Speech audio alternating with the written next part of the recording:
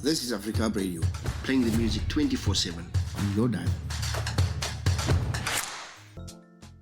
And you are tuned in to Radiance and Rhythm with me, Elle Williams, and Malik Figaro, of course. And we are joined in studio by Professor Quentin Williams. Very, very, very excited to have you here, Prof. Same here. Thank you for having me. Oh, no, it is an absolute pleasure. We've been wanting to have this conversation for a very, very long time. Actually, funny story. The very first show that I did on Afrikaap Radio, that time the show was still called The Open View. This is when we were once a week on a Tuesday and it was called The Open View. My very first guest was Emil Janssen. From, from Heal the Hood. Well, yes, now from Heal the Hood. Many of us know him from Black Noise, but definitely from Heal the Hood, award-winning program, does a lot of great work. And he was talking about his latest book, and we were talking about just, his life and his career in general. And it was a great show. And then the following day, he had the book launch at, where was it? The book lounge. At the book lounge, that's right, in the city, in the CBD. And I was there, and of course, you were there. And Prof. Adam Haupt was facilitating the conversation, and I remember there was a journalist in the audience who stood up and in some ways maybe tried to hijack things a little bit by discussing this project, and she was saying how when she arrived there, she thought that the book being launched was this dictionary. Right. Because, of course, Heal the Hood is involved in the dictionary as well. Yes. And she was, a little bit belligerent and wanting to know, well, when is the dictionary going to be done? And, whatever. Yeah. And that's when I realized, oh, wow, okay. Because there was a lot of response from the audience. It was very clearly, as I keep saying, this project is a bit of a lightning rod.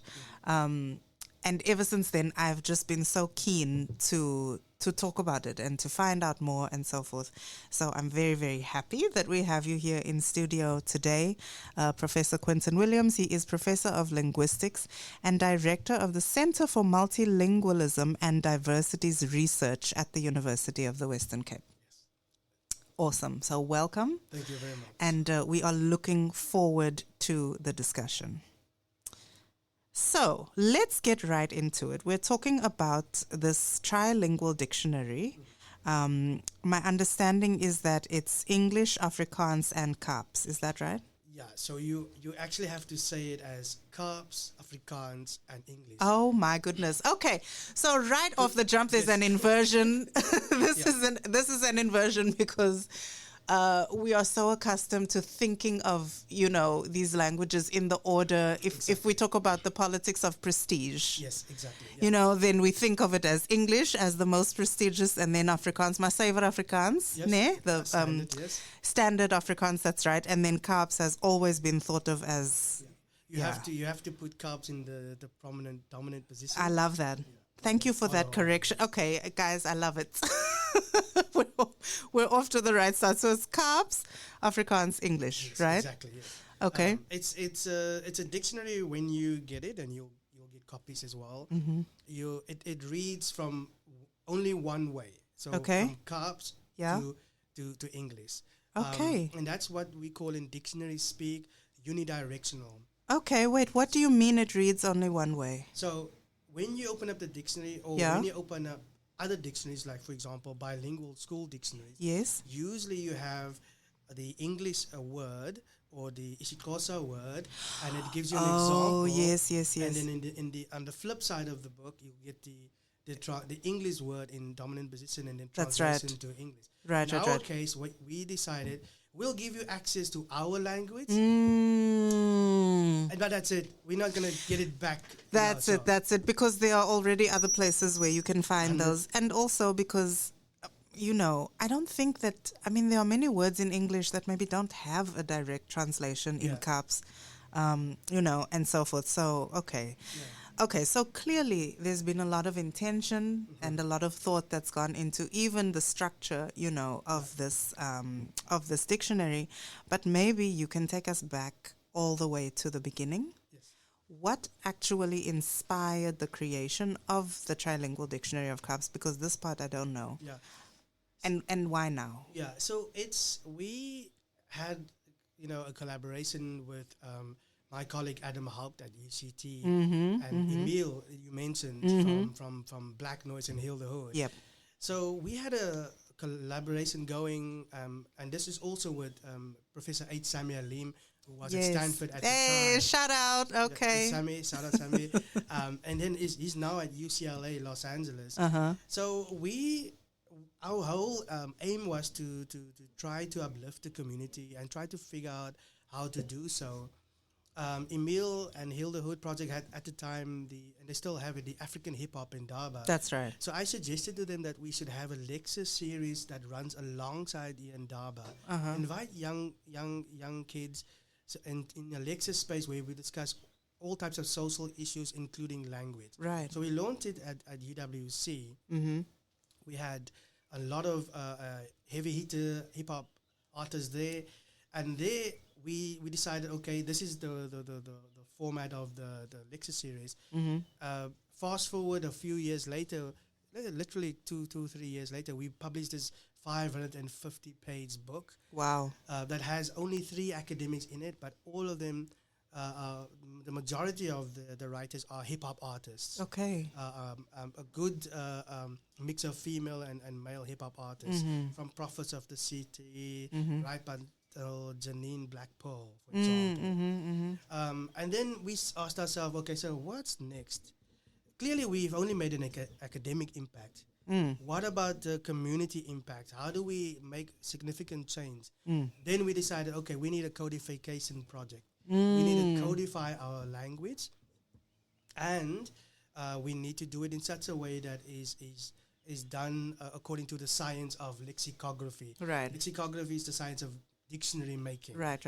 And so this is all during COVID. Oh, wow. Yeah. So we got a bunch of students and somebody from the community and Heal the Hood project, and we got trained by a lexicographer, not in the country, because we had many doors closed. Really? Yes. I'm not surprised. Because, why because should you're we help turning you? things on their head. Yes. Why should we help you? Yeah. So we actually got training from a lexicographer at Botswana University. Wow. So okay. but it was all online. Yeah. So that's the main reason that why we wanted to do this.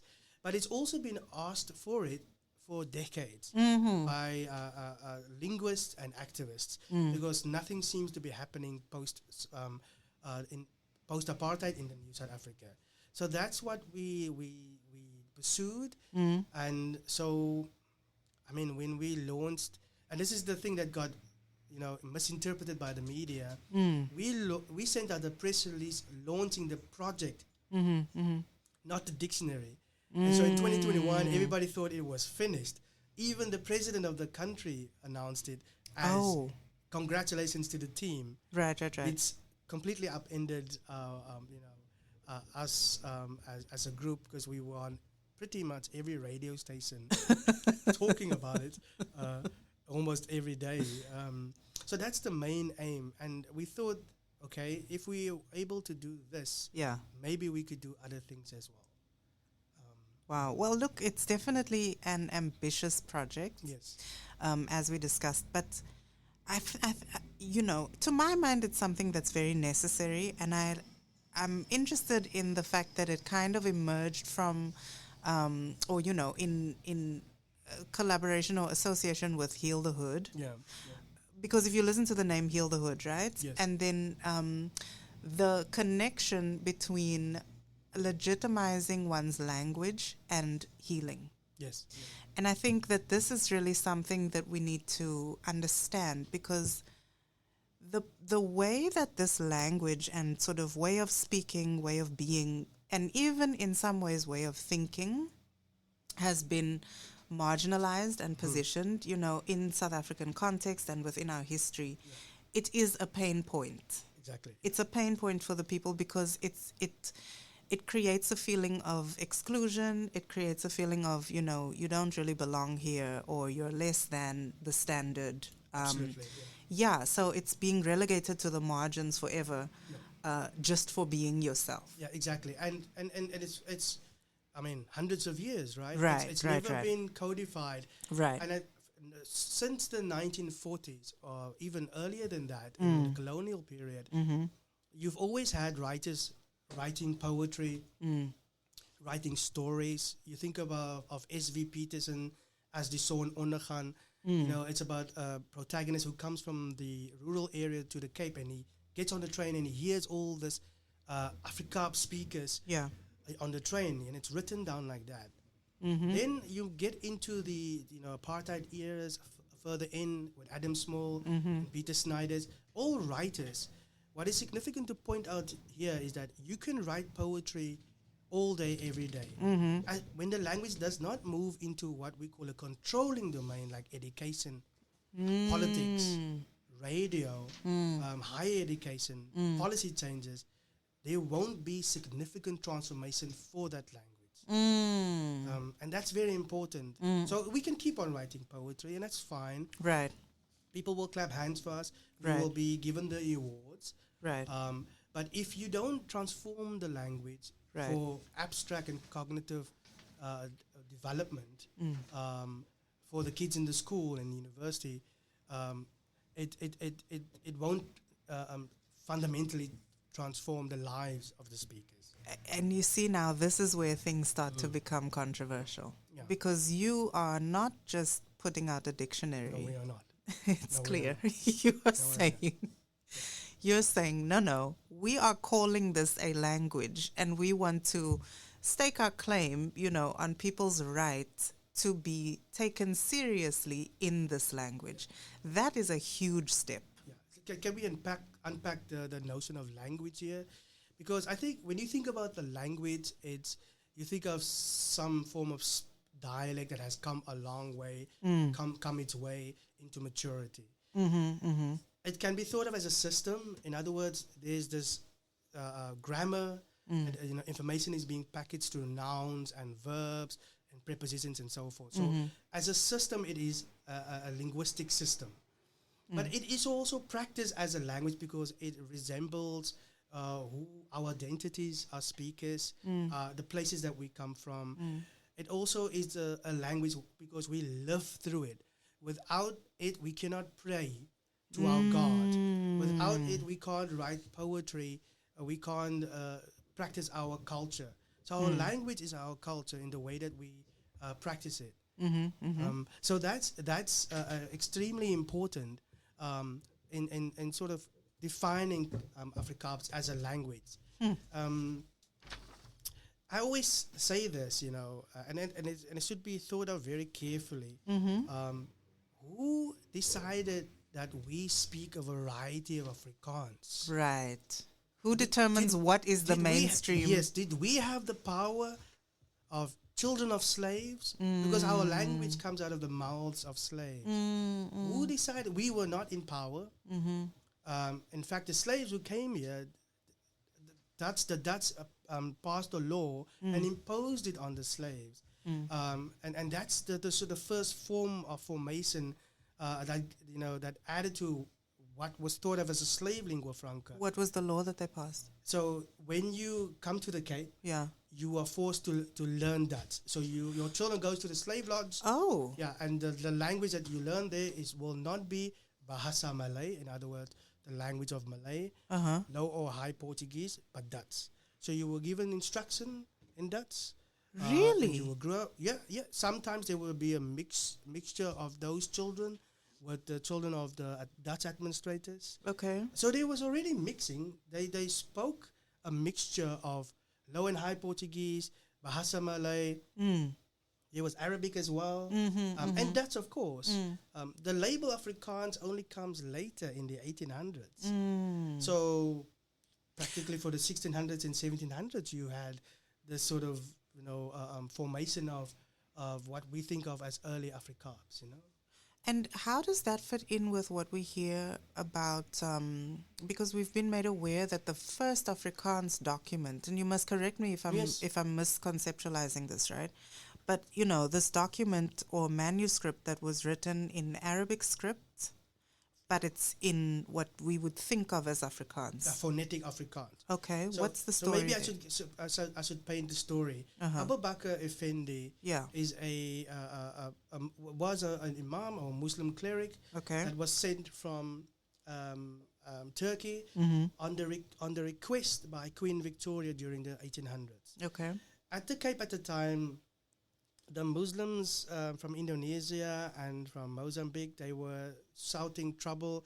We don't have books here to learn our Islamic rituals. Okay. The few imams that were at the Cape, they were taking liberties in interpreting the Quran, which they should not have done. So they request to the English ambassador to please send a Muslim scholar.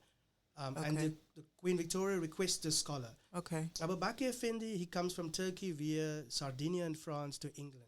Okay. And in England, he picks up a little bit of English. Okay. Then he comes to the Cape. Okay. And it's very funny because at the Cape he arrives, and nobody greets him because he's this, well regarded professor, Muslim scholar, and he's very upset about it. Some vagrant asked him if he wanted to go to a bathhouse. And he says, no, I'm here to meet the rest of the imams. So he gets at the Cape, and it's at the Cape where he starts to learn what was then known, or what we understand as Cape Dutch. Okay. But at that time, Afrikaans, the label, was also emerging. It was created. Yeah. Because the Freeboers had discovered a form of enlightenment and nationalism that defined them. Abu Bakr Effendi, and this is his own words, he learns the Cape Dutch very quickly because he needs to teach the Muslims at the Cape. By the way, he's also the imam who established the most popular mosque that you can find in Buitenkrag Street. Oh, is it? Yes, so it's still there. Okay. Today. He writes, because at the time you can't print books in Arabic script. It has to be sent back to Turkey only in Roman script. Okay. So he writes there's two books, a very big book called the Bayan al-Din, is instructions on Muslim rituals, and the Meresut ud-Din, which is further instructions on how to cook food, etc., etc. Oh. So in the introduction to this book, you have a Cape Dutch introduction, an Arabic introduction for the Muslims in Mozambique, not even at the Cape, and then a Turkish introduction for the Sultan, his friend in Turkey. Okay. Yes, it's true. He took liberties. He created he invented a lot of sounds because he wanted to capture the Cape Dutch of the Muslims. Okay. But so for many years, this manuscript of his was suppressed, not known. It was only found in 1960 in the Netherlands. And when they read the Cape Dutch introduction, the commentators stated that, it's not quite Afrikaans. It's not quite Dutch. It's a sort of a tussental in between. Yeah, yeah. If you read the introduction, it has words which will be familiar to an Afrikaap speaker. Versieker. BT. Yeah. It jumps at you. This is from the 1800s. So I'm saying this to the story. I'm telling you the story to say that a lot of is suppressed in this narrative. Yeah, yeah. That Afrikaaps was there. You just constructed the narrative to say and support this idea. It's like, Abu Bakr Effendi wrote down the first Afrikaans in phonetic script. I see. You see, so our story is not told in that narrative. Yes. Actually, Abu Bakr Effendi paid very good attention to it. So and the fact that even in those days, what we now would call Afrikaaps was already being spoken. Yes, but so it was spoken by the Dutch administrators, by the Free Dutch as well. So everybody spoke it. Really? It's just that when they discovered their nationalism, when they made it about the vlok and the folk, because we were fighting the English and we're going to have our great trek into the inland, it was then, oh no, we don't speak this slave, coy things that's being spoken here at the Cape. We speak Boere, Afrikaans, because we are Afrikaners, meaning in Africa, of course. Yes. So there was then what happened was this complete erasure of a large group of speakers who were not in power, mostly slaves, not free, and the Khoi were being killed off pushed further back into the mountains. Yeah. So that's what is this the sad part of the story. Yeah, and the untold part of the story. Absolutely, yeah. We tell the story of the Great Trek, or we've been told the story of that era many times, but not this part. Not this part. You know, there were slaves, for example, when some of the Afrikaners, for example, decided no, we don't want to have stay here with the English. Some of them went to Argentina. Oh, really? Yes, and they took slaves with them. Okay. We only know them as kokalas and babalas, which is very demeaning words. Yeah. Because we don't know what their names were, and we are looking for evidence in the archive to really see what was said about them. Because we must remember that the literacy levels of the slaves were very low or practically non-existent. But in the archive, we do find surprising evidence, like a letter from the 1700s where a slave dictates, that he wants to go home because he's Aline Annie. So you have to ask yourself, Aline and Annie, what are those constructions? Aline Annie wat? Annie Kaaps. Annie Kaaps, yes. But Aline and the Kaap. Yeah. Right? Wow, I mean... So I'm giving you these examples that for all these years, because we haven't set down the rules of Afrikaaps, we are only now beginning to learn and about these rules and about Kaaps, and it's been pretty much an amazing explosion, I must say. I can imagine. It really is, and it's turning things on their heads because, like I say, it's not how we're used to thinking about our history. It's certainly not what we were taught in school in my generation. I don't know how they're doing it these days. I don't know what they're teaching in history these days, to the kids. But it's not how we were taught to think about how we got here and sort of, how we make sense of the world. So it's very, very fascinating to me. We're going to go to some music. But when we come back, we're going to hear some different perspectives, on just like what this project means, and also then bring it into the modern day. And maybe even play around with some of the words. I'm so keen to hear, some of the definitions and things that I don't find it easy to find English for. Like, how do I tell like words like nogal or the very famous mos. You know what I mean? Things that we've never been able to really define. I'm so keen to hear how you've defined them in this book. So, to all of our listeners, stay tuned. This is Afrikaap Radio, playing the music 24/7 on your dial. As we are talking about liberation, we're talking about decolonization, if you want to just call it what it is. An end to this idea that you must be ruled or dominated or legitimized by something outside of yourself. That's really what I think this conversation and this project is about. And these are very big ideas because we're not used to it. It's been hundreds of years of making sense of the world in a particular way. And now, there's this moment of, what if we flip this on its head? Exactly. What would that look like? And what would that mean? And how would we go about it? And so, of course, it's controversial. It gives us a lot to think about. And it's new ground, that's being broken. And that is what we're here to discuss today. We are happy that we can, English has given us the ability to communicate all around the world. Exactly. We can do what we're doing here, broadcast to a global audience, that type of thing, which obviously wouldn't be possible if everybody was speaking a very sort of localized language. But that doesn't mean, I think what needs to fall is some of the hierarchy. Yeah. But I think also, just to add to that point, if you don't mind, I think the important thing here is also what is internalized by the Afrikaap speakers. For the first 6 years, you are socialized into your language. Yeah. And then the moment you hit school, you are told you need to speak this particular way. You can't say those words. Then you start internalizing sort of a false belief that you are less than. In other words, a language ideology. Because that's what a language ideology is. A false belief of your language, that it's less than the one being taught, and it's reproduced year in, year out, from grade 1, grade 2 up until grade 12. Oh, and beyond. And beyond. So the belief is, and most parents make these choices because of this belief, that the language of upward mobility for us is English. Yes. Not our language. That's not even taught in school. So that needs to be put to the side. We need to make better choices, or add Afrikaaps to the curriculum. Sure, Prof.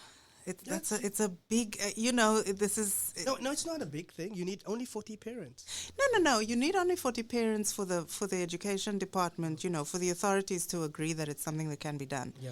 But reframing the way that we think about the relationship between language and social mobility and all of that is a big thing. And it's actually a perfect segue because we have someone on the line. As I mentioned earlier, we were going to be talking. We're talking to Robin Radcliffe. She is a writer, she's a poet, and she's someone who has thought about this because she works with learners, right? And what you are mentioning is a very real dynamic. It's real in the world of work, and so forth. Everybody knows if you speak good English, it's more likely that people that better opportunities will be open to you. That is the reality in our society. Exactly. Yes. There's obviously a bit of nuance, in the Afrikaner community, but that's a different thing that we're talking about. Right.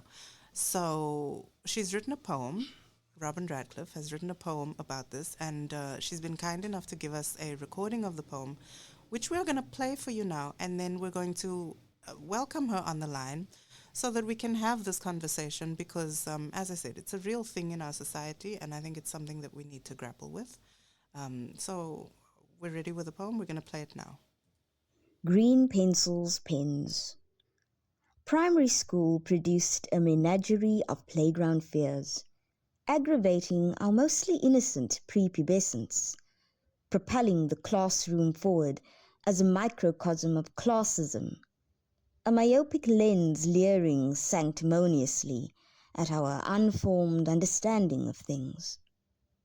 Before we even graduated from green pencils to pens, before we learned to stroke paper-thin lines with cursive flair, we were imprinted with prejudice, the pre-ejaculate to the impregnation of hate. We steered clear of the Afrikaans children, perceived as burden, our cultured, coloured alma mater embarrassed by these scolly wannabes, holes in their grey pants knees, snot noses in winter, humour off-kilter, mouths littered with swear words, no filter. We were popular or nerds in grooming, drinking out of serious juice boxes, unnerved, trading sandwiches cut into triangles. They were rough in omberskoff, and we assumed, kind of doff. The repulsion, fascination, push-pull, magnetism. Kids were kids, but lines were drawn, ballpoint and blue, written in scorn. Before talk of the birds and the bees buzzed through the soccer field and knee-high skipping rope jumps, their brown Afrika, Afrikaans skins, like ours and our kin, the language lilting easily to us, a sting. Before all of this branded them as unsweet, a bitter label. They were not invited to eat at the English table. Yep, I think any of us who grew up here can relate. Mm-hmm. It's true. Yeah, that's true. It's true. It's a beautiful poem, and it shows up the complicated nature of accommodation of language in groups and how we navigate or don't navigate those groups. Yeah, and about the power of language. 100%. Which language is in power, which one is not. Yep.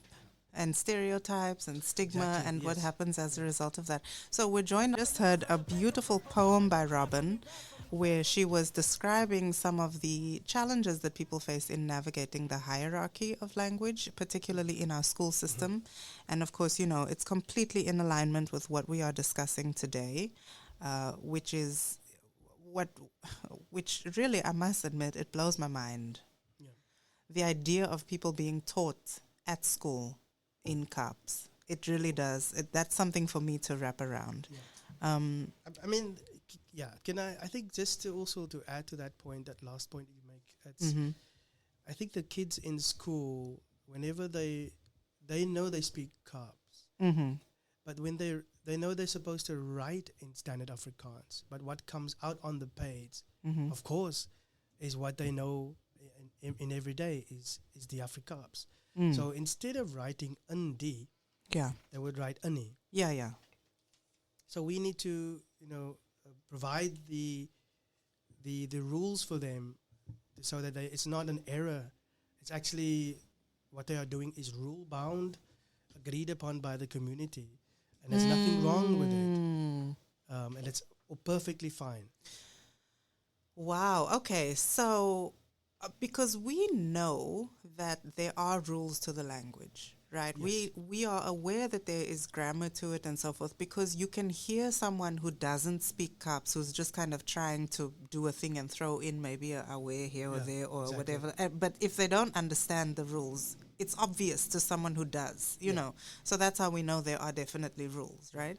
But what you're saying is, this is wild to me. So imagine now kids. So what? So then I'd submit my essay in Kaaps, but now it must be correct Kaaps.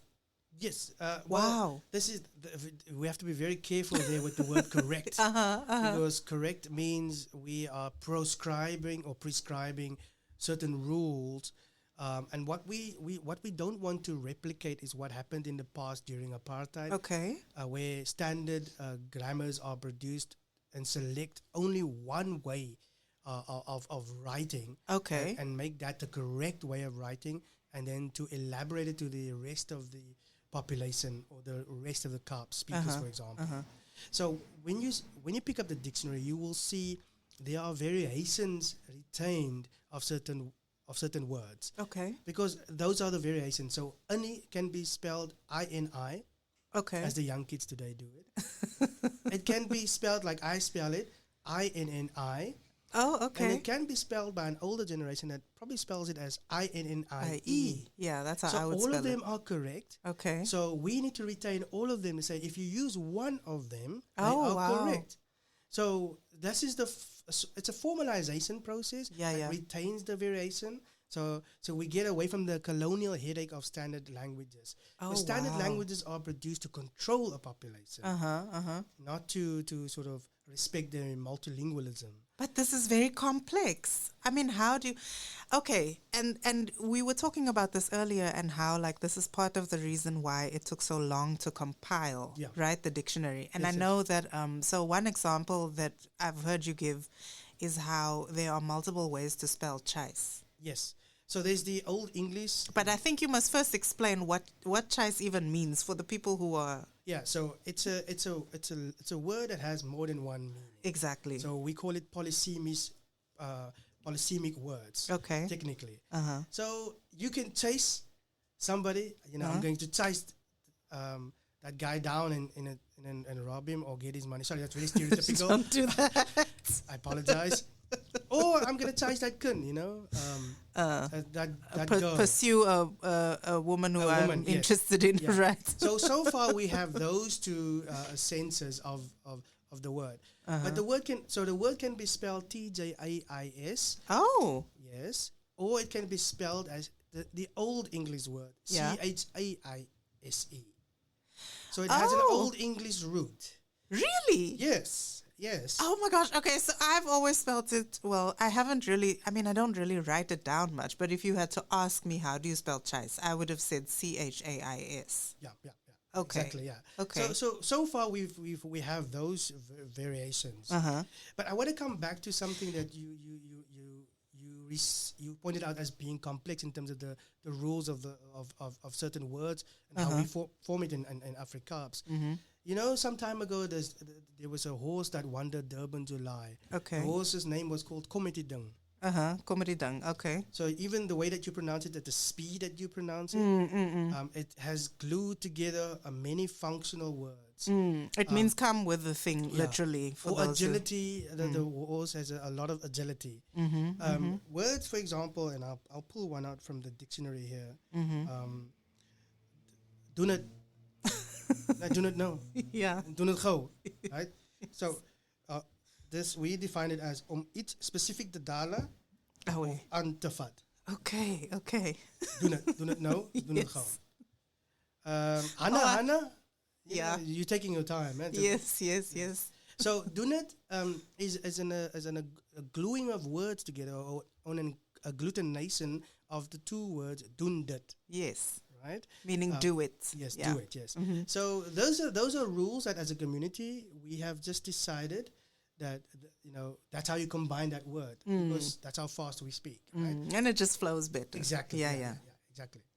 This is so refreshing to me, by the way, to hear. What was that definition you gave? Doen it. It's specific the dollar of aan te vat. So that's going to be the definition in the dictionary.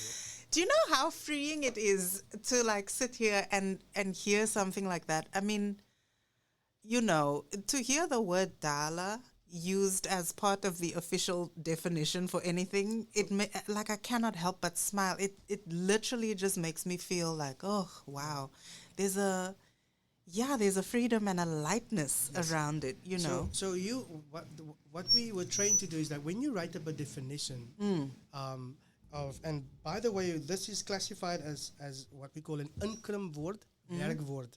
Okay. So, but we call it inkrimwoord, werkwoord. Yeah. We drop that R. Exactly. Right? Exactly. So, in other words, inkrim just means it's glued together in Afrikaans. But so words like headed, gebore, mered, we know this exactly. So those are also the types of words that are in the dictionary. So all the definitions are in Afrikaaps, and we were trained to use words that's in the dictionary to define the other words in the dictionary. That's why you have the word dala there. So when you go to D, you can look up what dala means. Yes, okay, exactly. if you don't know. Yeah, if you don't know. So, but there's definitions, but there's also then translations. Yes, so this is the part about, let me just go back. This is the part about of Afrikaaps that's very unique. Unfortunately, you lose a lot in the translation. So in terms of translating doen it, it's just doen dit, and in the English it's just do it. Yeah. But if I could just pull up another word here, very quickly, that's very, very, very unique. Sorry, it's taking me a little bit of time. Don't worry. Okay. Fimis, for example, I use that. Okay, right? just vol fimis. Ja, dis vol dinge nitpick op alles. Okay. That's the definition. In Afrikaans, standard Afrikaans, it's kleinlik. Jy is kleinlik. Really? Yeah, and in English, of course, you're petty. Oh, interesting. Yes. So it took us some time, but you lose a lot of cultural nuance. I was going to say that's...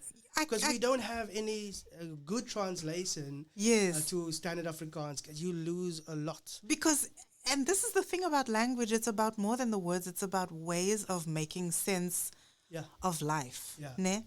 And so, when you say, it means petty, I'm like, okay, I can see that.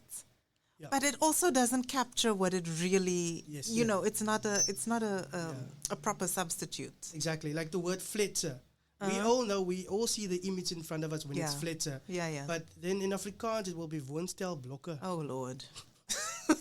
And then in English it will be flats. So it doesn't really mean the same thing. Exactly, but it's our closest, the weakest form of translation that we could get at. But I mean, it speaks to the importance of, again, why a project like this is even necessary. Because if you lose the language, you lose the meaning.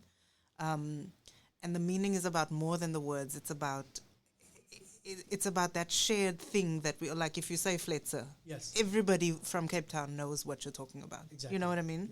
Yeah. And that's what I meant by giving everybody else access to our language. Yeah. So you don't quite know what that means. And so now you get this dictionary. Oh, now I know what it means. Right. And why there would need to be a word for that. Yes, because exactly. it's important for there to be a word for that, because it speaks to our history, our context. There's a lot that's conveyed, you know what I mean, in a simple word and unique word like that. Yes. I mean, I just to sort of add further, like, I was at the launch of the UCT language policy, and UCT has included Kaaps as one of the languages. Is it? Develop. Yes. Okay. And a comment was made that they discourage all the medical school students not to interact fully with the patients on the Cape Flats, and not in terms of using Afrikaaps, because it would lead to misunderstanding. So, if somebody describes, how the stomach, pain, and they use a word that you don't know what it is, and it's culturally loaded with meaning, then a lot of misunderstanding would occur. Huh, that's interesting. It's a fine line, because on the other hand, there is that thing of what if that's the only language that the patient can use, to express it? Yeah, it's a very interesting thing, very interesting debate. Yeah. We are in studio with Professor Quentin Williams. We're talking about the new Trilingual dictionary. It is Kaaps, Afrikaans and English, all contained within the dictionary. Made sure to get the order right. And we are also joined on air by phone. We are joined by Robin Radcliffe, who is the author of the poem that we played a little while ago. Robin, are you there? Yes, I am. Hey, there she is. Okay. Thank you, Malik. Malik has done the things. We are all sorted now, and we love to see it. Welcome to the show, Robin. I'm so excited to have you on here with us, and thank you for agreeing to be part of this conversation. Thank you for having me. It's a pleasure to be with you guys this evening. Thank you so much. So we heard your poem, and I mean, I loved it for the way that it really does capture the truth of what I think many of us experienced going to school here in Cape Town, or maybe even in South Africa as a whole, where there is this hierarchy in terms of, how the politics of prestige work when it comes to language, with English traditionally on the top, and then Afrikaans, Suiwer Afrikaans, and then Kaaps, not even, part of the story. And I think that you captured that very, very well in the poem. And I know that you had some questions as well about this project in the dictionary, and, what it means for the kids and for society as a whole. So, we really just wanted to sort of open the floor for you to express some of that, because I'm sure you're not alone in some of the reservations that you have. So, go ahead. First of all, I'd like to say it was really interesting, the narrative, the storytelling, the passion and the perspective that Professor Quentin sort of brought across to everybody, the truth, the pain, the oppression. And that in itself, I feel, should be taught in history class, the real story. And unfortunately, in history, the kids are still learning about the Great Trek, from the Caucasian perspective. Right. So that hasn't changed, that narrative. And I mean, 20, 25 years ago, we also learned about that. And it's sad to say that side of the syllabus has not changed. So that really should change. From a subjective perspective, I was raised in an English household. My parents were both educators, fully bilingual. And, they would speak English and Afrikaans to us, and Afrikaaps, or I don't know if it's a word, mingles, the English and Afrikaans mix to each other. Yeah. And they would only speak English to my siblings and I, which that's actually like a common occurrence to this day with English speaking, in English speaking so-called colored households, where the parents are bilingual, but the kids are not exposed to Afrikaans, right? For me personally, I have an emotional connection to English, because I remember learning to read in English. I remember my mom reading to us when we were very, very young in English and doing the voices, and everything was in English. And then in grade 3, we were formally introduced to Afrikaans, right? And, I didn't speak Afrikaap / slang. And with that also came the labels from my peers. Oh, you're sturvy and you're keeping you white and all this nonsense that we hear when we're growing up. And people would say when I did use it, wasn't really conscious or unconscious or anything. And then it would be like, but Robin, you don't speak like that. So I wasn't liquor. So it was like this is that kind of sort of labeling with my peer groups. And as I grew up, it tended to exacerbate the situation for me being an English speaker. Two examples I would quickly give is I wrote a screenplay a couple of years ago, and I pitched it to directors and producers here in Cape Town, and in the broader in the country. And for the most part, they said, "Oh, it's a wonderful story, but you need to rewrite this." In a language or in a way that is more identifiable to brown people. And I sort of said, well, no, I'm not going to rewrite this. Firstly, I won't be able to because I can't write in Afrikaans to save my life, first of all. And then secondly, my Afrikaaps is it's not natural for me to speak in Afrikaaps, It doesn't come naturally. So if I had to switch now, if you had to ask me, okay, Robin, switch, I would not be able to do that either.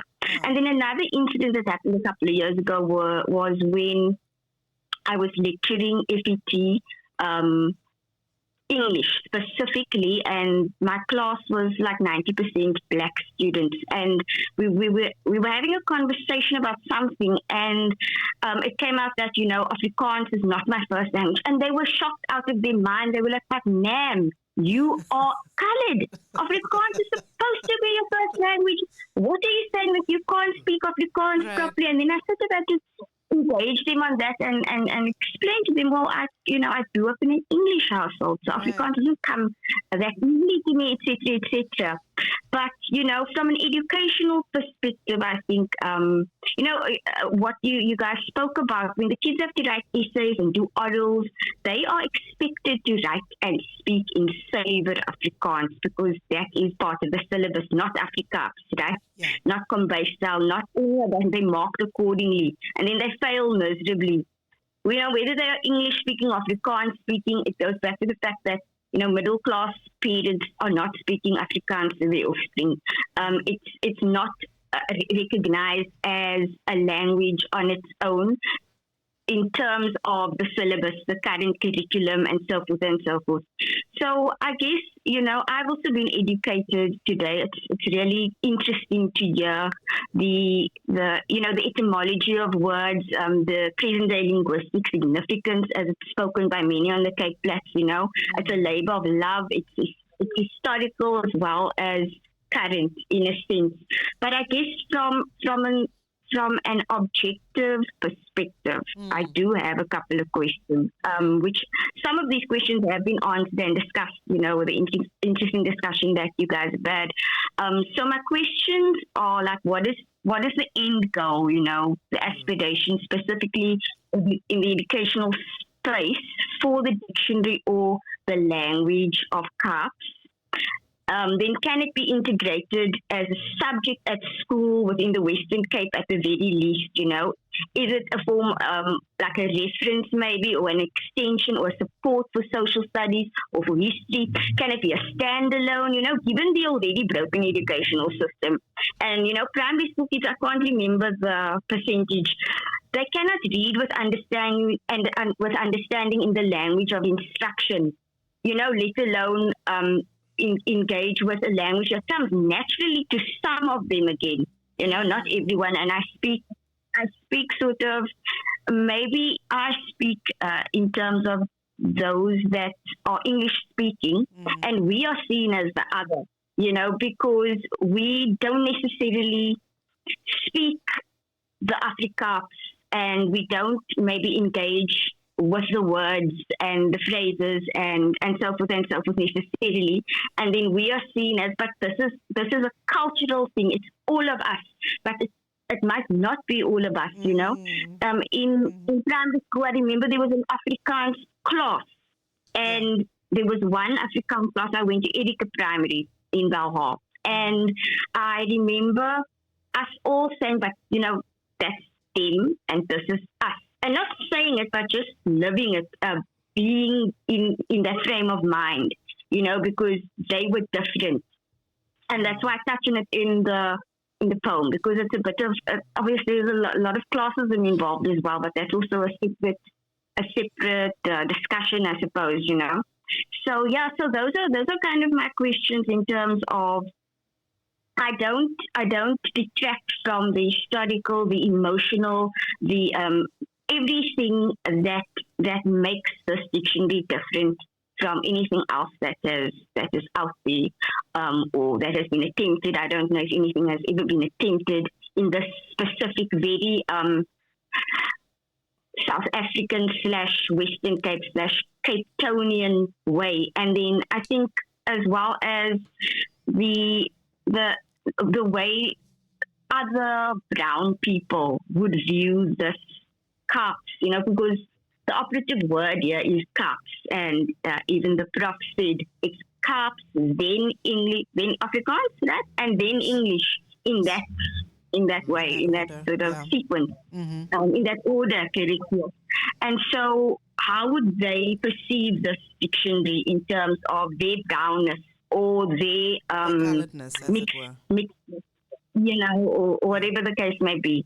Yeah. So that's sort of my perception and my thinking, just to add to the conversation. I hope I have done that.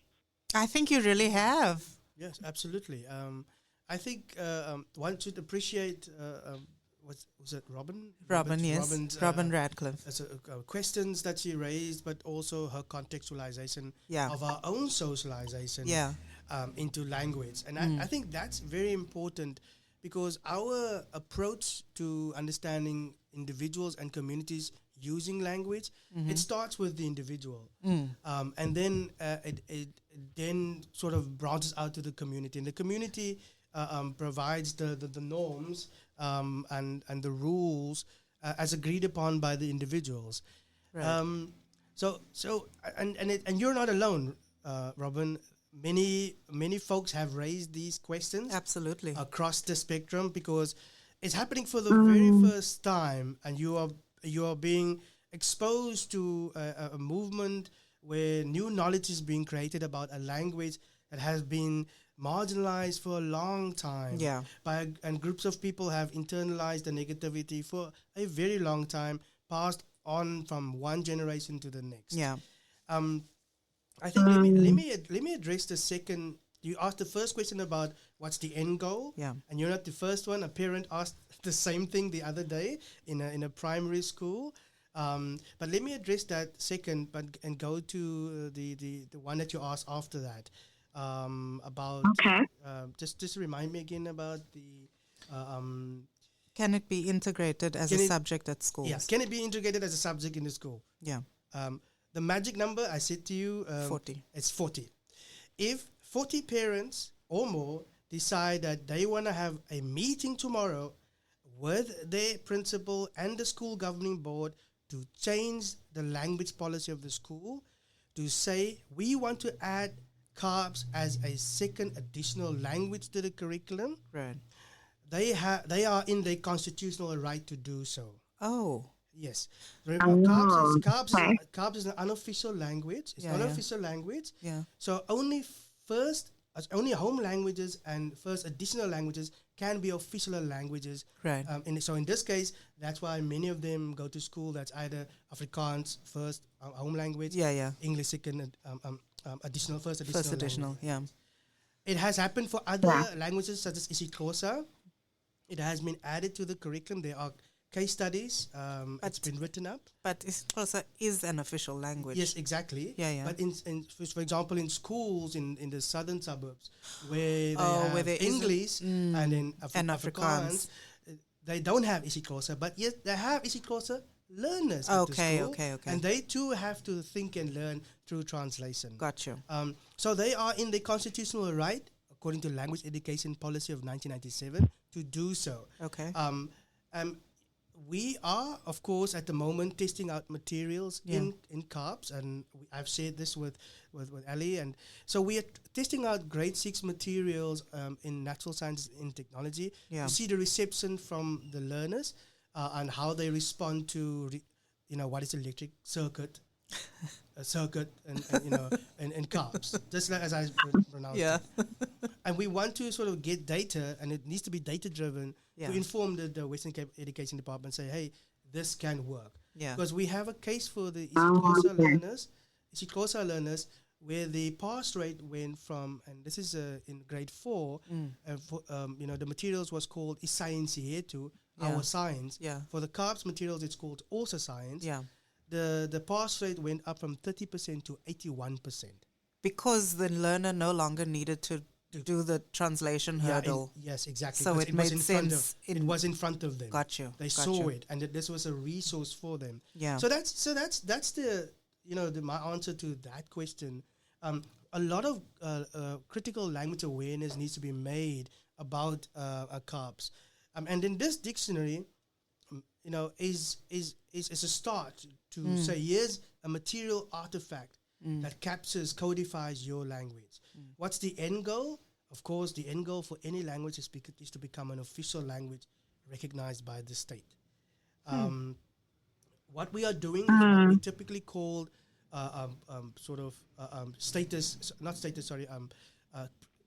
image development. So we want to, and this is part of this conversation, we want to change the image of the language and the people as well.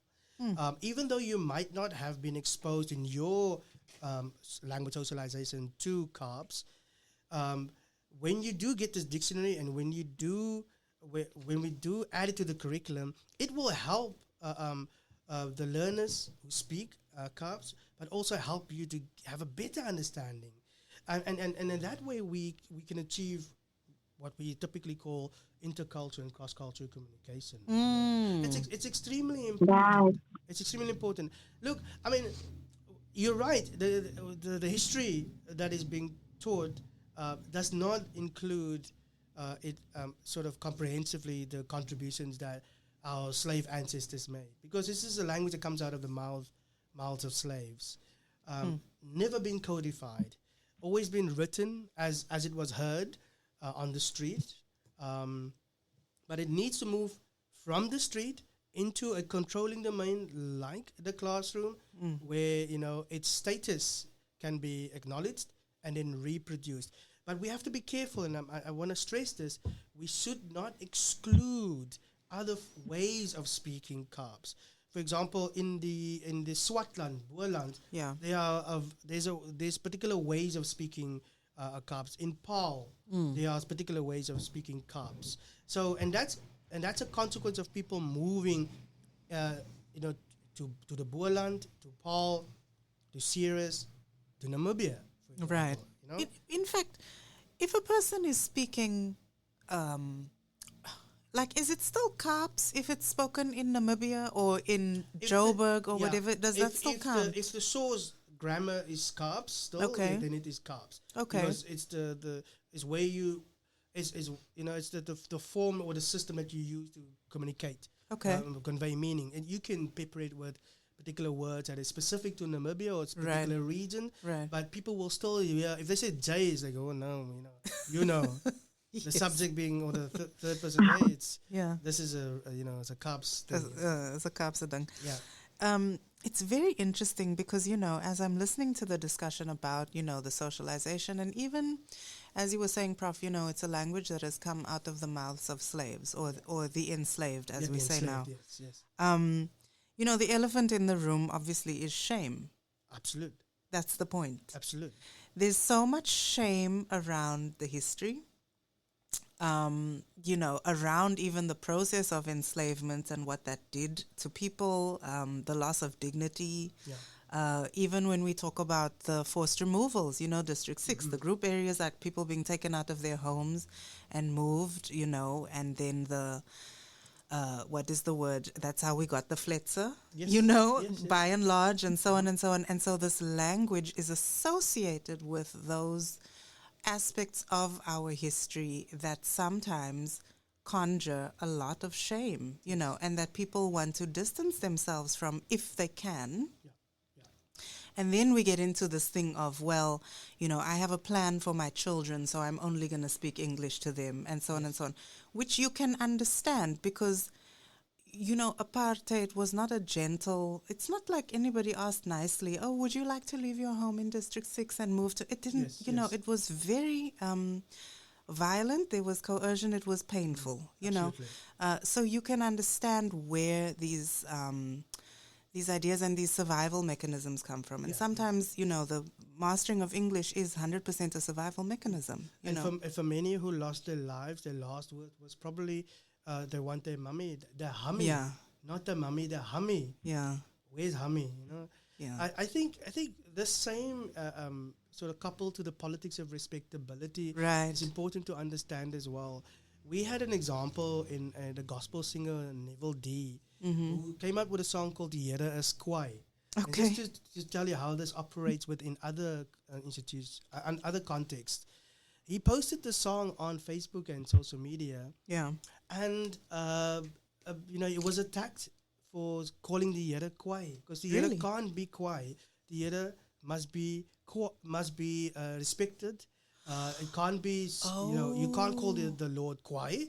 The Lord You're bringing shame on the Lord. You're bringing shame on the Lord. It's blasphemy. It's blasphemy. Okay. Even though they sing the Here is Kwaai in the Pinkster Kerk almost every day. It's like the most normative thing ever. And it's meant as a compliment. Exactly. But because of the signifier, language-wise, it's interpreted as, no, don't do that. You must respect the Lord. And what has happened with the singer, he has, I think, if I understood it correctly from last time, he came up with more English songs afterwards because he was attacked, you know. Wow. So, you know, we have to deal with that as well in particular contexts. So even there's a politics of coercion. Yeah. You know, where it's like, well, at some point you need to make the decision, are you going to conform? Are you going to assimilate? Are you going to, like, what are you going to do? And these are the questions that... Yes, or under the other example is also you get an actor that is forced to get a dialect coach so that they can, you know, get the Kaaps away, remove it, erase it. And she has to fight for only one word on the set, to use the word J. But the rest must all be in a form of savourized Afrikaans. Very, very interesting. Savourized is not a word, but you know. But it can be. Why not? Yeah, exactly.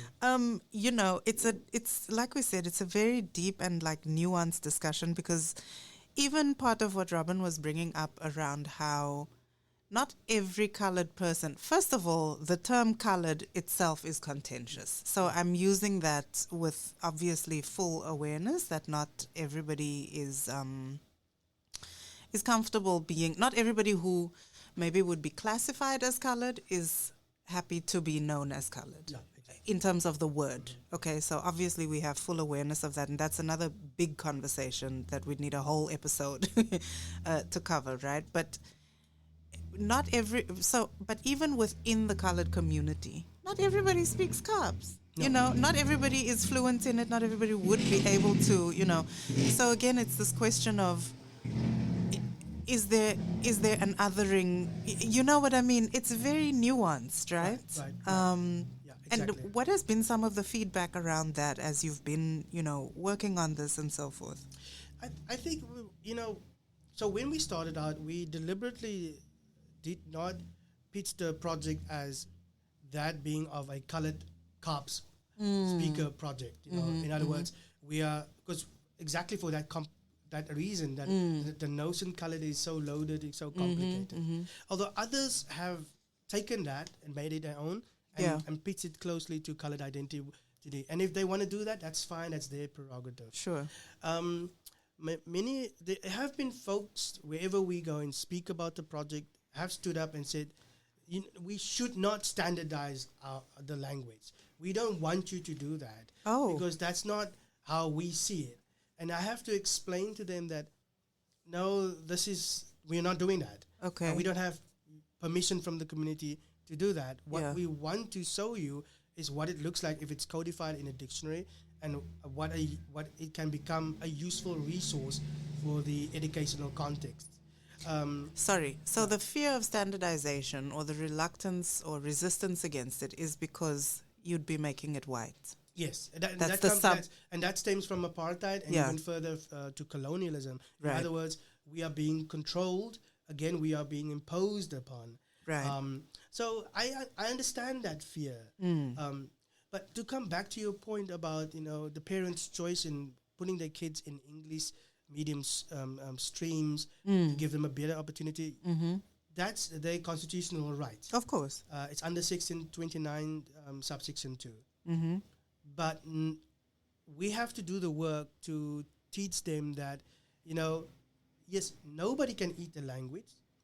We have to produce, and by we I mean linguists and other professionals have to produce the resources to allow the people to eat. So in other words, allow them to get a job that where the training was through Kaaps.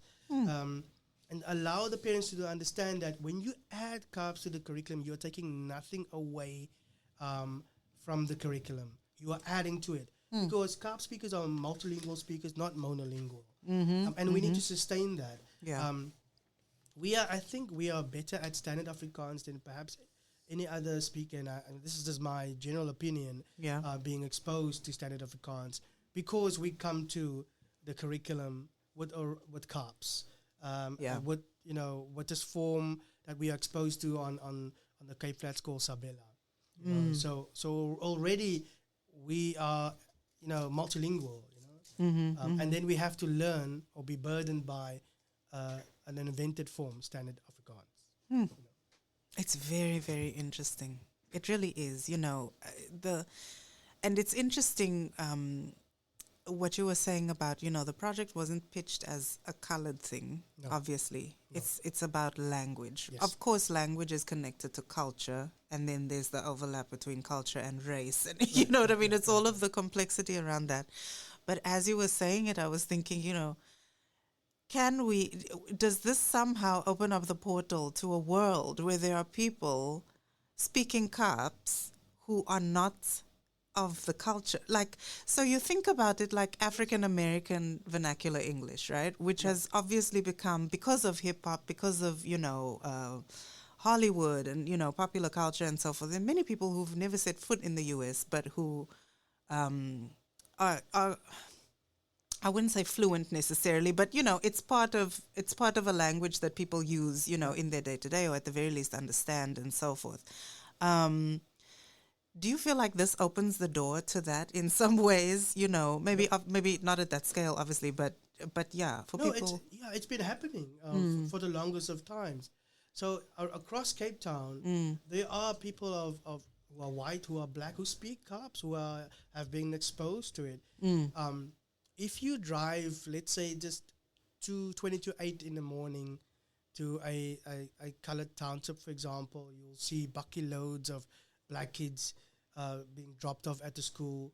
They are attending this particular schools because their parents have decided that they need to be exposed to English at this colored school. That's the intended consequence for them. The unintended consequence is that all these lighties are speaking, Kaaps. Yeah. So they get exposed to it. So in primary school, when they get to high school, they are fluent in Kaaps, It's so interesting. And there is, I always make the example of being on the beach in Llandudno, and kids who are clearly from there are greeting each other and saying "awe." And how it kind of, it grates at me a little bit because I'm like, really? But for them, it's a marker of coolness, right? It's just so cool, to be able to use this word. So it's aspirational in that sense. And then I spoke with another young man who, some months ago, because I've always been fascinated, especially by that word, "awe," you see it on a billboard actually on the way to Namibia. I was there the other day. I don't know if you saw, at the border, and it's "awe Cape Town," or not Cape Town, but something like that, and so it's become synonymous with, with us in a certain way, right? And then I was speaking to a young man from Kailicha, and he uses the word "awe," and I asked him, why do you say that? Why do you use that word? And he says, because I want people to know that I'm from Cape Town. Right, exactly, I was born here and so forth. He's not colored. obviously, but he's like, no, this is part of, I'm from here. You know what I mean? So you're not going to tell me I mustn't say awe, which made me happy. I was like, yeah, no, that,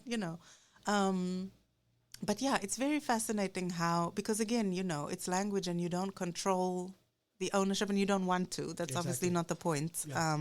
But the ways that it has life and takes on, these meanings and so forth, I think it's very important. So this is Afrikaap Radio, playing the music 24/7 on your dial.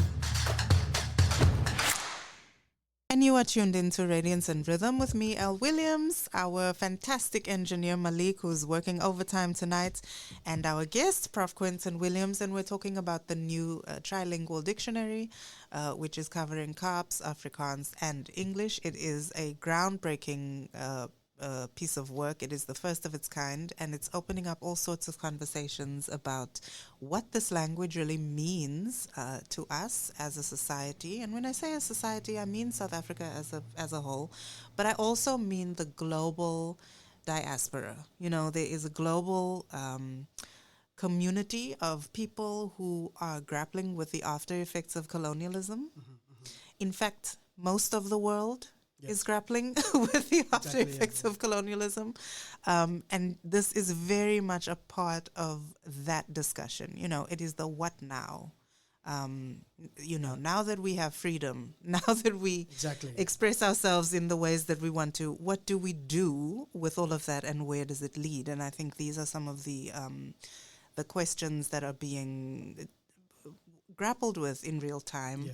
And this project is a very important part of that. So, with that said, let us get into some of these questions that we have. So, Lola is asking, welcome to the show, Lola. And she says, I have a question.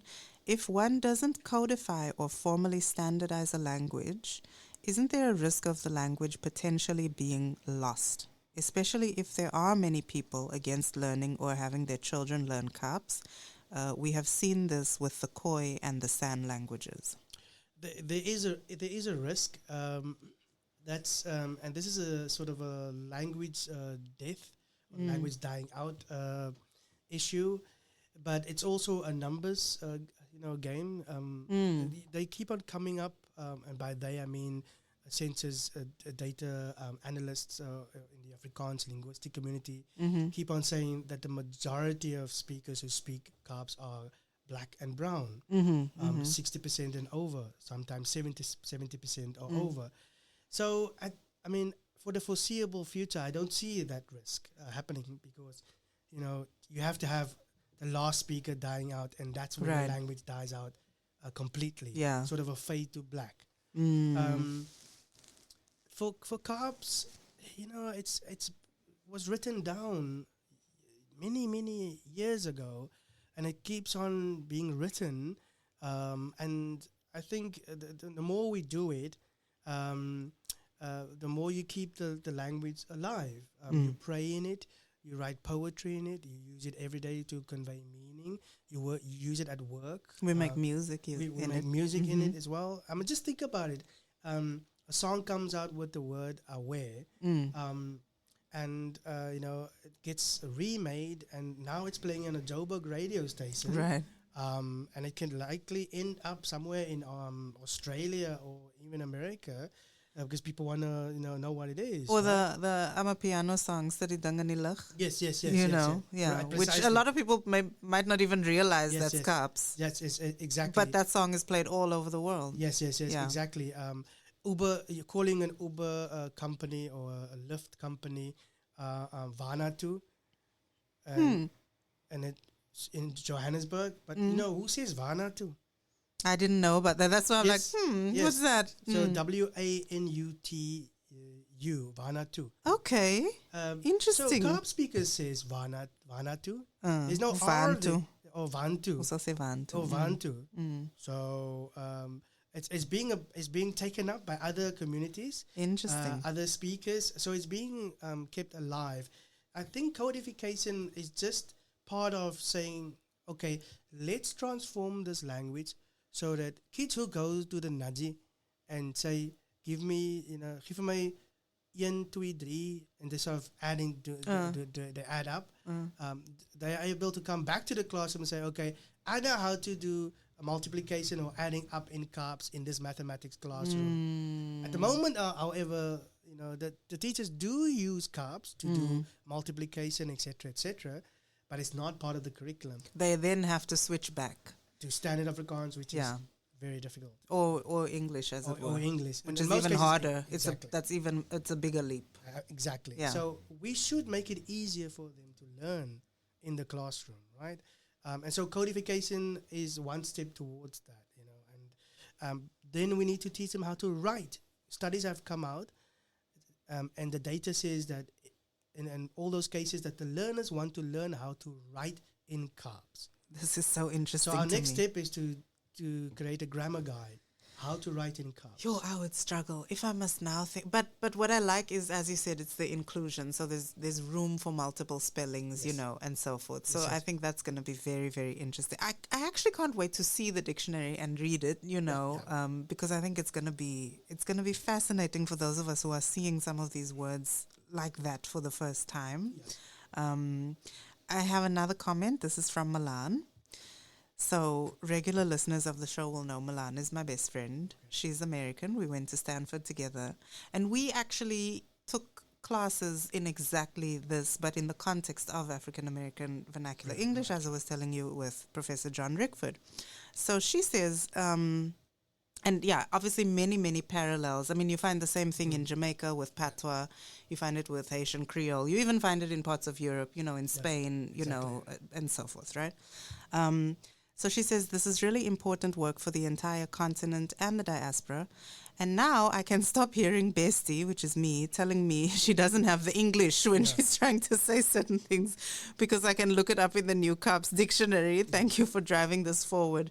Definitely thank you, because there's many things that will come up. And, the only way I can say it is just not in English. So then there's always that moment.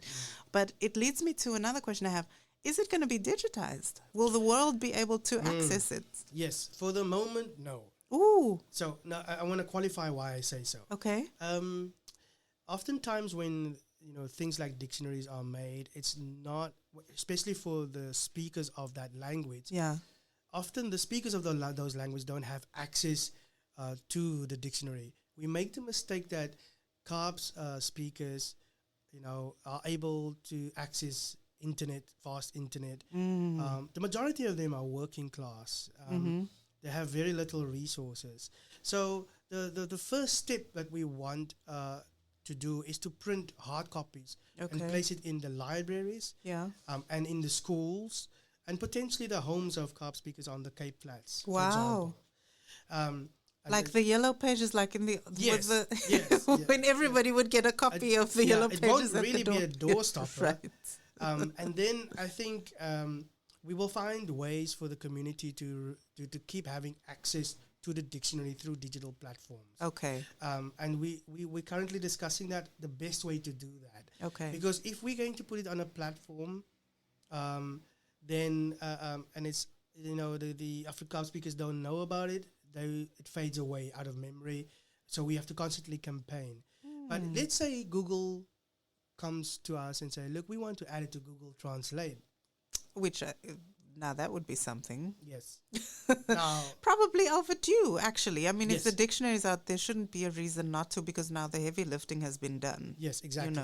And so we need to ask teachers also, how do you allow the kids in your classroom to access reference resources? Help us understand that, and then we will be able to sort of create the appropriate platform to access it. Because so interesting. Yeah, because if we give this away to a platform that's gonna make money, then we haven't really achieved our linguistic justice goals of creating equity, right? Equality. So it's important for us to first allow the community to actually hold it in their hands and say, okay, perhaps this will help with our pride in the language, will help sort of chip away at our shame, and then eventually when it gets into the schools, it will be online, it will be accessible to everybody. So initially, the idea is to roll it out, as you said, at libraries. Yes, absolutely. This might actually drive people back into libraries because libraries are not really the most widely used resources anymore, which I think can be a pity. I mean, everything these days happens but it's also online. but also as language activists, we don't want the narrative to be controlled by other folks who have more resources and power to control our own narrative. It's very important to sort of just stand our own ground and say to the community, look, we got you, we got this. Here is the resource. Now learn from it, because if we give it to a different group that have more resources and power to control our language, it would have been for naught. Right? So it's a very delicate thing, yeah. So we will provide access to the broader readership, but give us time to do so. Got you. Yeah, give us time. So there's a fundraising drive, because obviously printing books is a very expensive initiative. How big is it? Like, how many pages are we talking? So at the moment, it's the content is 400 pages. Okay. Yeah, but it will probably come down, if you put it back to back in columns, probably around just over or close to 300 pages. Yeah, so that's without the introduction and the acknowledgements. So that's how big it is. Yeah. Wow. Yeah. So A4, A5? A5 school dictionary size. Oh, nice. Yes. So don't throw somebody with it, please. Please. So that's what we want to do. And we are raising funds. So if people are listening and they want to donate, they can reach out to us at DW Kaaps at UWC. At uwc.ac.za. We have received generously from some folks, so we are on our way to print hundreds and hundreds of copies. And once it reaches the schools and the learners, that will be an important resource to be used. Absolutely. Awesome. Yes. And you know what? I like that you're starting there, because that is the site of, we're talking about knowledge production. Yeah. We're talking about all of these things, and I love that it's starting with the schools and starting with the learners and being grappled with in that way, because that is where I remember when I was in school, and I know that these days it's very different. I doubt that, my daughter has a physical dictionary in the classroom, as she's doing work. Who owns a HAT here? 600 groceries. We still have my mother's old one, but but no one is buying them anymore. Or maybe I mustn't say that. But but it's such an important part of education, is my point, is having a dictionary that you can use to translate and to define and so forth. So I like that it will be in the hands of the youth. Absolutely. Because also, again, they've got a lot more, they're free of a lot of some of the prior associations, But we also have to understand the reality of Kaaps in the curriculum. Over the last few years, increasingly, Kaaps has been taken off the curriculum. Right. So if you see a poem or come to a certain grade and you finally discover Kaaps, it will be in a poem by Peter Snyder's Ek is ook important. And then maybe later, in later grades, you'll come to encounter Kaaps again, even though the majority in the class speak Kaaps. There are classes full of Kaaps learners learning Afrikaans through Kaaps. So a lot of the thinking, a lot of the learning is done through translation. So if we can ease that challenge, it would be great. I think, give it time. It's an idea whose time has come, and I think it's, we can see the direction that this is going in. We have another question. Can Prof give more info on how Afrikaans influence the Arabic language? This is regarding what you were discussing earlier about Abu Bakr Effendi, especially the unique pronunciation of the Arabic letters. Yeah, so I'm not an expert on Arabic, and especially that sort of old Arabic Abu Bakr, but I can maybe say that from reading Abu Bakr Effendi, he did a lot of invention of in Arabic, which is in a sense it was taboo. He fell out with the other imams at the Cape over what is haram and the whole debate about crayfish. So, but linguistically, what was the debate about crayfish? Whether it's halal or haram. Oh, yes, and so the imams at one stage complained a lot about him and about his liberties that he's taking with the Quran interpretation. He complained, Fendi complained about the Muslim women at the Cape. They were wearing these Victorian dresses. They are not very Muslim as Muslims should be. He used to constantly complain to because he was friends with the Sultan of Turkey at the time. So he complained a lot. But obviously, of course, he passed away. This is his resting place. I think I speak under correction. It's on Signal Hill, I think, or close by. So he did a lot of inventions, and I think the source here to go and read is Ahmad Davids, who can give you more information on that. He's also the reason why the Muslim imams and linguists started to standardize the form of Arabic being spoken, saying, no, we don't want this sort of Cape Dutch mixture that he is inventing, reinventing. We must stick to Arabic, sort of a pure form of Arabic that they standardize. So he was the reason for that. My word. So they pushed up against him. He became very unpopular towards the end, That's a whole other nuance, eh? Yeah. There's an entire discussion that I would love for us to have, and maybe the listeners can suggest to us some good guests to bring on and so forth about Islam in the Cape. Historically and even today, because it's such a it's such an integral part of who we are as a people. You know what I mean? We've got Islam is part of Cape Town. Yes.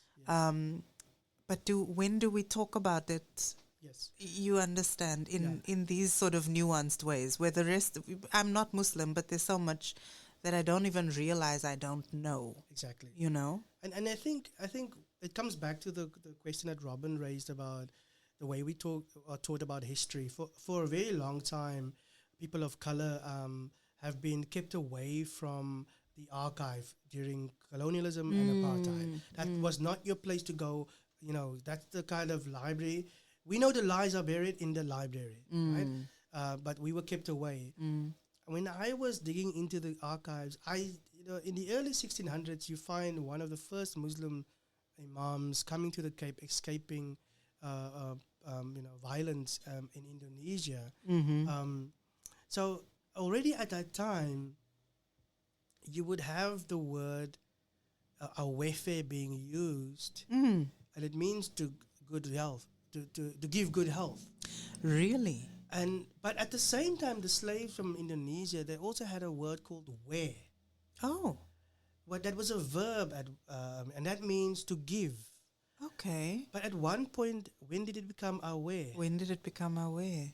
So we're digging into the archives to understand the historical use of awe or the roots of awe. To a similar degree for the word jay. Now there's a myth going around that it's through the violence of the colonialists that they removed the teeth of the koi. That's one myth that's out there, and that's why they pronounce that D like that. But it's just a myth. There's no hard evidence to prove that. Interesting. But when in old Indonesian dictionaries, on the old Indonesian language, the word we, the root there, does come up many times. So it's quite plausible that the slaves from Indonesia speaking Bahasa Malay used it on the daily. We. Yeah, we. Interesting. But not as a greeting in the way that we do. No, it was sort of our interpretation is that it was transformed through interactions into this what we have awe today. But it's a mixture of awefe and we. But even that word awe, and I'm so interested to see the dictionary. You're going to have to come back on once we actually have copies of it in hand, because I imagine that there are multiple entries just around that word besides the etymology, but then the definition, because aware is one of those words that we use in many, many different ways, right? Yeah, exactly. At the moment, so I can tell you already, we only have 2 entries, and this was a debate between myself and Lester Kivit on about the word, how to spell it. Okay, without the H and with the H, or with a copy or without. Exactly, yes. But so we've only described the variation. It's of course a greeting word.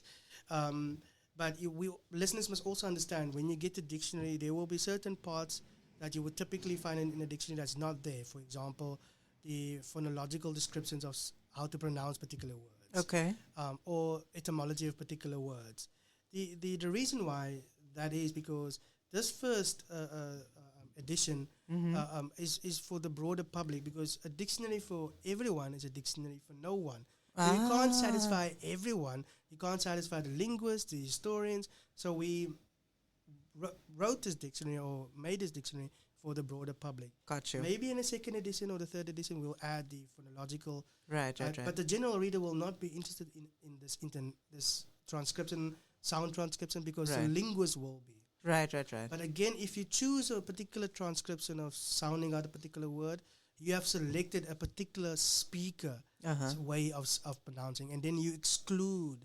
Again, standardization excludes a lot. It's a lot to think about. It is a lot to think about. And that was Medina's comment. I forgot to say. That was Medina's question about the use of Arabic and so forth. This is Afrikaap Radio, playing the music 24/7 on your dial. You are tuned into Radiance and Rhythm with me, Elle, and Malik, and we have been joined in studio by Prof. Quentin Williams. We're talking all about the new Kaaps dictionary, and we are taking your questions, so let's get right into it. This question is from Rudy Mart in Brackenfell, and Rudy says, "Good day, Afrikaap Radio. I'm tuning in from the website, and the question is the word makajalas in the dictionary?" No. But if you want to send, Rudy, if you want to send a definition of it, an example sentence of it, please do so, and we will include it in the dictionary, and then we will ascribe it to you. Oh, wow. First of all, where can people send these definitions? So they can send it, they can send it to my email, qwilliams@uwc.ac.za. Okay. And that's perfectly fine. You can crowdsource how people define particular words, and include it in what is fundamentally a historic project, because we're doing it for the first time. It's the first one, yep. And we want to get people's definition so they can send it, and example sentences as well. I think Rudy, the one word I think that I thought you were writing was metajalis. Yeah. Or metajalis. And we define it as goedes, in die algemeen, nie spesifiek. So yes, I love it. And as you translate na Afrikaans toe in Engels, as a Dutchies and Dutchies and Afrikaans, and this and that, bits and bobs. Bits and bobs. Yeah. So I like goedes in die algemeen. Yeah. I like that. Yeah. I mean, we, for example, we have this dictionary project is also part of the scientific society that we have established. Yes. Society for the Advancement van Kaaps. Yeah. And if you go to our joint, that's our homepage. Yeah. So so you'll see a lot of Kaaps being used, on that page. But it's just a collective of academics just really wanting to advance the science, because again, it comes back to my point. We can write poetry all day long, stories all day long, but if there's not a scientific movement that breaks down old knowledge and develops new knowledge that will become our wisdom one day, there won't be fundamental change. That's really the point. Yeah. That becomes our wisdom one day, because again, there's so much, we've spoken about the stigma and the hierarchy and this idea that intelligence is expressed in English. And then obviously the converse, whatever is expressed in Kaaps can't be that deep. Yeah, they're not intelligent. Exactly. And that's obviously, so well, yes, they don't speak so well. And that's obviously incorrect. You know what I mean? And so part of it is that, I don't want to say slow process, because it doesn't have to be slow, but it definitely is a journey that you have to walk on, towards legitimizing it, not just out there, but also internally. Yes, exactly. Where there's that internal willingness to give validity to the fact that actual knowledge can be expressed, in this language. Yeah, and think about it. There is a group, and we spoke about this before, in Heideveld, translating the Bible in Kaaps. Yes, I played it for Ryan and Arlene, who do the show before ours, the Vibes Only show. They have a history of, playing in a church band and so forth. And then I played it for them before we came on air. And, there's just that instant, I don't know, it just feels, there's a lot of power to, to the way that it feels to hear prayers in your language. I always speak about, we used to live in Jamaica, and the Jamaican, the whole thing about Rastafari, I always say, is just how significant it is that there was a group of people who decided to create God in their image. Yes. Because with the notion of King Selassie as, the Messiah and so on and so on, it's a very radical act, right? When you take religion and you really claim it as your own. So yeah, I think that's why that particular, the video, I'll post it I'll post it on the WhatsApp group, and I'll post it on the Afrikaap Facebook page. So, people will have to go and find it there. But it is a group that's done, is it Psalm 31? One of the Psalms, where they've translated it into Kaaps and they've put it to music, so it's really quite something. There is, we've come a long way because Kaap, they put some of Adam Small's poems to music, and it was a lot of sort of prayer poetry that they put to sort of their sort of hip hop style music. But we've come a long way to where a community actually has taken it upon themselves to fully do this translation. And so that is something quite phenomenal. It is. You do hear Kaaps in Parliament these days too. Interesting. That's very interesting. It's if you read the Hansard, you'll hear Awe Masakanus. No, so Rudy has commented. He says Azisiala Dungas. Magajalas. Yeah, exactly. So there we have our answer, Azisiala Dungas, meaning it's the same thing. So, but Rudy, we'll do you one better then. We'll add it as a variation. There we go. You see now, living language. Ne? There it is. That is really what it's all about. I was surprised and interested to hear there's another word that's not featured in the dictionary. We were talking about it while the song was playing. It's one of my favorite words, and it's, funnily enough, it's one of the words that my overseas friends are forever trying to get me to explain, and I just can't. It is the word mos, which I use all the time, no matter who I'm talking to. Yes, you know mos. You know mos, exactly. Yeah, we're finding out, and I have a colleague, Siobhan van Roy. So Siobhan, if you're listening, he's the expert in this. He's a linguist, a grammarian. So in other words, he studies the linguistics, the sentence structure of Kaaps. Right. And it's used at the end of a sentence. Yes. It can be used in the middle of the sentence. Or at the beginning of a sentence. So we have not put it in because we don't know how it operates as so clearly in the sentence. And we don't really know how to define it. So that's also, so we are relying on Savant to help us with that. So I'm sure he will help us with that. Because it's the thing about Kaaps, it's contextually bound. It varies a lot in terms of where you use it. That's important. But I'm open to us including mos. Asseblief toch. So that we can define it and people know. And we'll have to add, I think, at least 2 example sentences of how you use mos in a sentence. Mos. Yeah. I often use mos as a sentence, not in a sentence. But that's what makes it so complicated. No, but it's very, I can't, even if you ask me now, okay, well, what is the English for it? I can't tell you what's the English for mos. We struggled with many words. So some of the words, that we struggle to include, or there are some words that don't have an equivalent in English or in Afrikaans. Yes, right. I can't think of a good one now.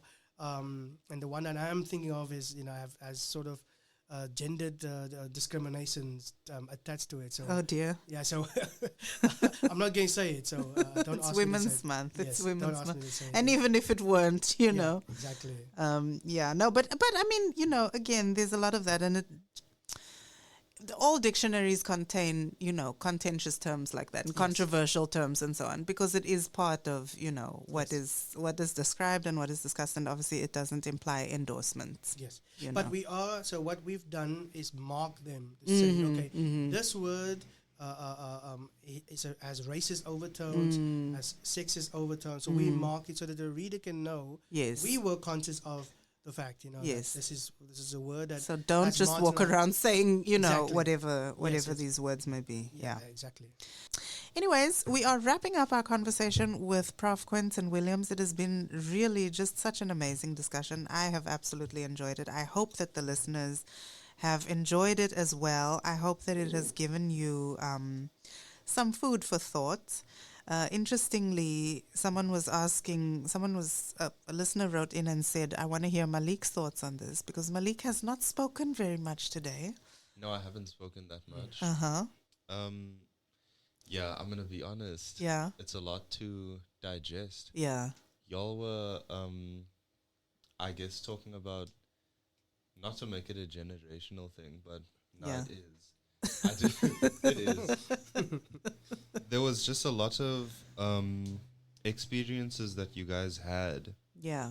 That I just couldn't really relate to. And I thought, man, it brought a whole new, I guess, not perspective, but kind of angle, dimension to the conversation. And it was interesting to see how invested everybody was. Like it's really been a lot. Like I'm soaking things in. Yeah. It's a bit like it's like a drink from a fire hydrant. Right. Right.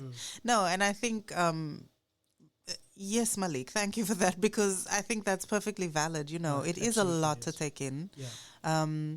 It is also, as we've kept saying, the version of the dictionary that's about to come out is the first edition. Yeah, so absolutely. it's opening the door. It's not the last or final edition. I don't think there will be such a thing as a final edition, because language is alive. And so I think for me, it's going to be interesting to see what the next generation, how the next generation makes meaning of all of this and what it becomes in the hands of the people who take it forward. We were saying how, we need to have follow-up discussions. Even some of the listeners have been writing and saying, well, there's so much more to unpack. You're going to need to, keep on, looking at different angles of this and keep the conversation going, which we are excited to do. It's almost Heritage Month anyway, so, why not? Not that we have to wait for a specific month, but it is on theme. But yeah, I think it's. I was interested when Prof, you were saying while the music was playing, you need to talk to my colleague. He's the expert on Mos.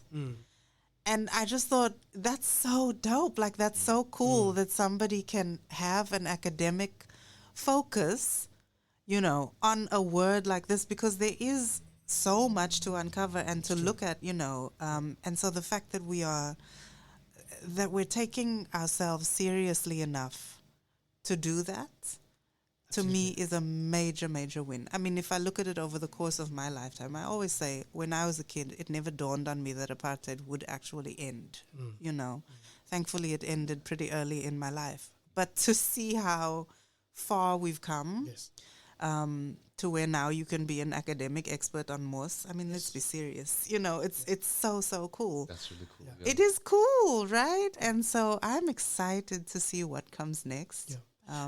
They are, and it's important to realize this following fact, that there are more and more students and experts focusing on Kaaps, who are becoming experts in Kaaps in various disciplines, linguistics, anthropology, sociology, and so forth and so on. Compared to, let's say, 20 years. Oh gosh! So it's really, really open, and I think to your point, Malik, that the dictionary will help you to learn more about Kaaps and the words, and I mean some of the words, like you have ugara, ze heet ugara. Maar ze heet ook ugara for, you know what I'm saying? Like, so do you know what ugara are? Literally. Eyelashes. Yeah. So I mean, but there's the other word as well. Exactly. So, and the other thing about this, and this is just to come back to the hip hop part, So the corpus or the texts that this dictionary is based on are not only written words by novelists or poets, but also hip-hop artists and those words spoken every day. So when you open up the dictionary and you come to a word and it's laid out like a poem with forward slashes, you actually have to rhyme the example because it's from an MC. You know. So those examples, so you will see how it's laid out, you know. It's going to be very interesting to see how people respond to that. Yeah, this is going to be very interesting to see. I'm super excited for the dictionary to come out. It's rad. I said at the beginning, it is turning things on their heads. It really is. It's a revolutionary project. You know, we really cannot oversell just how much of an upending it represents, because we're taking on something. Knowledge production used to be the domain of the academy and the academy alone. Yes, absolutely. And now here you are from the academy, you know what I mean? Saying, actually, there's another way we can do this, and we can do it about this thing, you know, for these people in this way. It is absolutely revolutionary. And then, Prof, with your permission, we'd love to have you back on again, maybe when the dictionary is in print and we can feel it in our hands and start to go through just some of what is in there. I'm also very keen to see the definition of nogal. There's so many words that come to mind now where I'm like, what does that mean if you have to? I mean, I know what it means, but how would someone explain what it means, right? And I think that's what's so cool about this. So thank you for giving us your time. It has been, just an absolute pleasure. So can I just add and say that thank you very much for the time. And that, so at the moment we're sort of just doing a bunch of experts of our linguists looking at the dictionary, and then we'll have it ready at the latest September. Print copies. Nice. Love it, love it, love it, love to see it. Thank you to everybody for being part of it. Thank you to Robin for sending us her poem and, you know, for engaging with the questions and the comments that she had. Like I said, I knew and I know that she's not alone in many of her, just many of her thoughts on the matter. It's a conversation that is ongoing, and it's one that we want to encourage people to participate in, because this is about us. And so we are defining it in real time.